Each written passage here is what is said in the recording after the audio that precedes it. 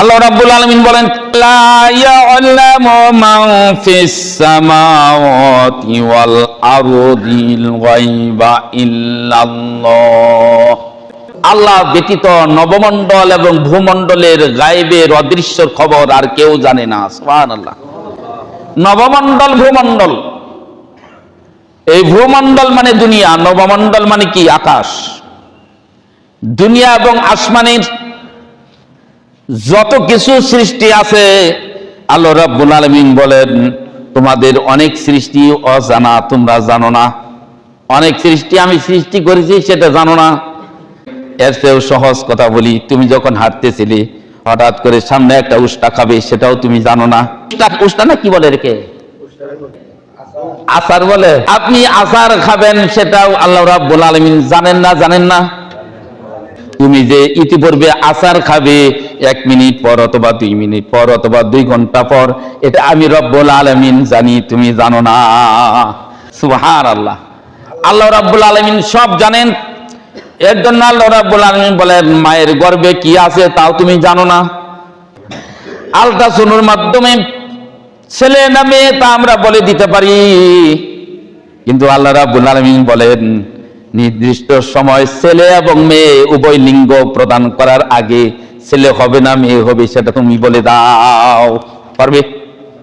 মায়ের গর্ভের সন্তান আসার সাথে সাথেই মা অনুভব করলো আমার গর্ভে সন্তান আসছে।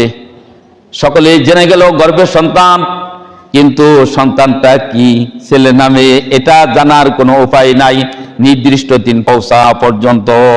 কিন্তু ডাক্তার কি কথা বলে দিতে পারবে এই মায়ের গর্ভে যে সন্তানটা আছে, এই সন্তানটা জন্মগ্রহণ করার পর সে ভাগ্যবান হবে না দুর্ভাগ্যবান? বলতে পারবে? আসল জিনিসই তো সে বলতে পারে না। ছেলে হলো অথবা মেয়ে হলো, এটা হয়তোবা সাময়িকের জন্য যন্ত্রের সাহায্য দেখে নিলেন, কিন্তু আপনার সন্তানটা ভাগ্যবান হবে না দুর্ভাগ্যবান হবে, পাপী হবে না নেককার হবে, এটা জানেন কে? আল্লাহ রাব্বুল আলামিন বলেন ওয়ালিল্লাহি গায়বুস সামাওয়াতি ওয়াল আরদি ওয়া ইলাইহি ইরজাউল আমরু কুল্লু।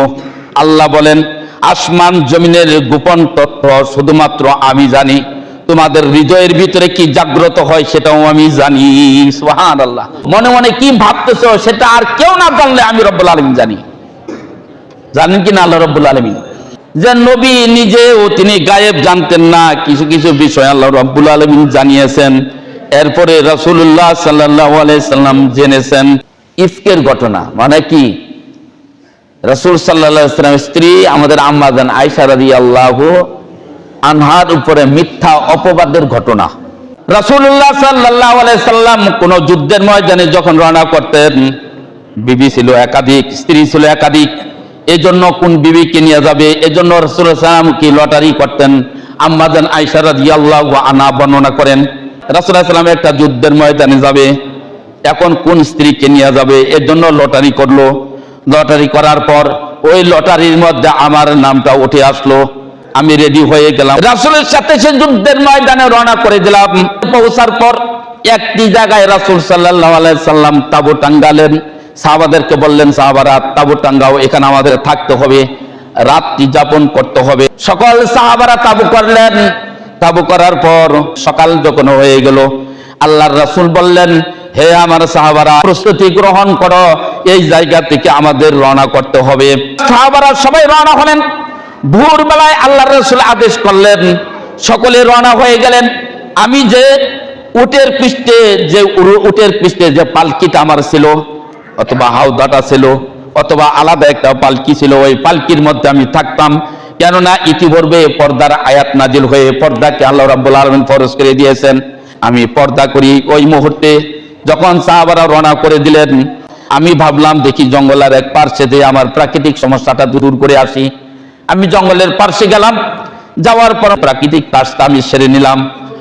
টয়লেট সেরে নিয়ে যখন আমি হাওদার কাছে আসলাম, আইসে স্মরণ হলো, হঠাৎ করে গলায় হাত দিয়ে দেখি আমার একটা মূল্যবান গলার হার হারায় গেছে। আমি বিচলিত হয়ে গেলাম। আমি ওই মুহূর্তে দৌড়ে গেলাম ওই জায়গার মধ্যে। যখন হাতটা খুঁজতে শুরু করলাম, খুঁজতে খুঁজতে একটু দেরি হয়ে গেছে। আমি আবার এসে দেখলাম আমার হাওদা, আমার পালকি সহ সাহাবারা সকলেই চলে গেছে। গলার হার হারাই দেওয়ার পর আমি আসলাম, আইসে দেখি কোনো সাহাবা নাই। আমার পালকিটা ছিল, পালকিটাও নাই, অতএব আমার হাওদা নাই। যেখানে পর্দা বেষ্টিত পালকি ছিল, ওই পালকির ভিতরে আমার পালকিটাও নিয়ে গেছে। তিনি বর্ণনা করেন পালকিটা নিয়ে যাওয়ার কারণ হলো এই, আমি ছিলাম শুকনো, আমার বয়স ছিল কম, আমি শুকনো মানুষ ছিলাম, তেমন ওজনের লোক ছিলাম না। সাহাবারা যখন ওই পালকিটা কাঁধে নিয়েছে, হয়তো ভাবছে এর মধ্যেই আল্লাহ রাসূলের স্ত্রী আমাদের আম্মা জান আছেন, এটা ভেবে তারা কাঁধে করে নিয়ে গেছে খালি পালকি। আয়েশা রাদিয়াল্লাহু আনহাকে যখন সাহাবারা রেখে চলে যায়, শুধু পালকিটা, খালি পালকিটা নিয়ে যায়। রাসূল যদি জানতেন তাহলে কি খালি পালকি নিতে দিত সাহাবাদেরকে? বলতো, এই বেটা আমি জানি তোরা জানোস না, কেননা এই পালকির মধ্যে আমার স্ত্রী নাই। ঠিক না ভাই? ঠিক কথা কন না কেন? খালি পালকি নিয়ে যেত, তাহলে বোঝা গেল রাসূলুল্লাহ সাল্লাল্লাহু আলাইহি ওয়াসাল্লাম গায়েব জানতেন না, খালি পালকি নিয়ে চলে গেছে। আমি এসে আশ্চর্যিত হলাম একটা নির্দিষ্ট জায়গায়, যেই জায়গায় থেকে তারা চলে গেছেন সেই জায়গায় আমি বসে গেলাম। আমি ভাবলাম নিশ্চয়ই রাসূলুল্লাহ সাল্লাল্লাহু আলাইহি ওয়াসাল্লাম আমার জন্য লোক পাঠাবে, যখন আমার খবর না পাবে, অতএব এদিক সেদিক যাওয়া চলবে না, আমি এই জায়গায় বসে থাকি। আম্মা জান আয়েশা রাদিয়াল্লাহু আনহা বলেন, আমি বসে রইলাম। সাফওয়ান ইবনে মুআত্তাল রাদিয়াল্লাহু আনহু কে আল্লাহর রাসূল বলেছিলেন, হে সাহাবা আমরা চলে গেলাম, তুমি একটু দেরিতে আসবে, তুমি দেরিতে আসবে। কোন সাহাবার কোনো কিছু যদি পড়ে থাকে, হারায় যায় অথবা কিছু ফেলে রেখে আসে, সেটা তুমি ভালোভাবে অনুসন্ধান করে সবার শেষে তুমি আসবে। এবার সাফওয়ান বলল, ইন্না লিল্লাহি ওয়া ইন্না ইলাইহি রাজিউন। আমি আওয়াজ শোনার পর আমাদের আম্মা জান বলেন, আমি ঘন্টা দিয়ে আসছিলাম, একটু সামান্য ঘন্টা কম ছিল। যখন সাফওয়ানকে আমি দেখলাম, আমার ঘন্টাকে লম্বা করে টান দিলাম যেন আমার চেহারা সে দেখতে না পায়।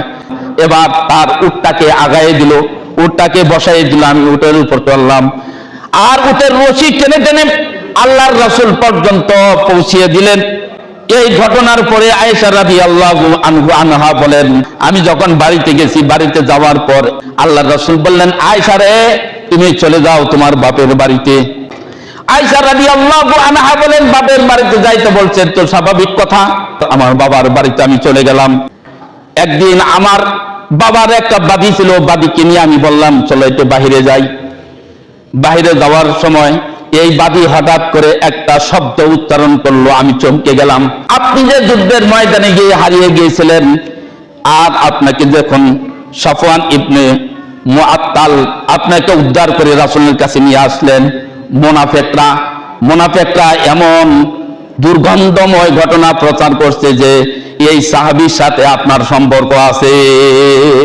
বোঝা গেল আয়েশা রাদিয়াল্লাহু আনহা গায়েব জানেন না। শুধু আয়েশা নয়, স্বয়ং আল্লাহর রাসূল মুহাম্মদুর রাসূলুল্লাহ সাল্লাল্লাহু আলাইহি সাল্লাম গায়েব জানে না। আয়েশা রাদিয়াল্লাহু আনহা বলেন, ওই মুহূর্তে আমার শরীরে কম্পন উঠে গেল। বাড়িতে যে আমি কাঁদতে শুরু করলাম, এমন কান্না আমি জীবনেও কাঁদি নাই। ওই মুহূর্তে মুনাফিকদের প্রচার যখন শুরু হয়ে গেল, আল্লাহ রাসূল সাল্লাল্লাহু আলাইহি সাল্লাম এবার আয়েশা রাদিয়াল্লাহু আনহা আমাদের আম্মা জানের বাদী ছিল, তার নাম ছিল বারিরা।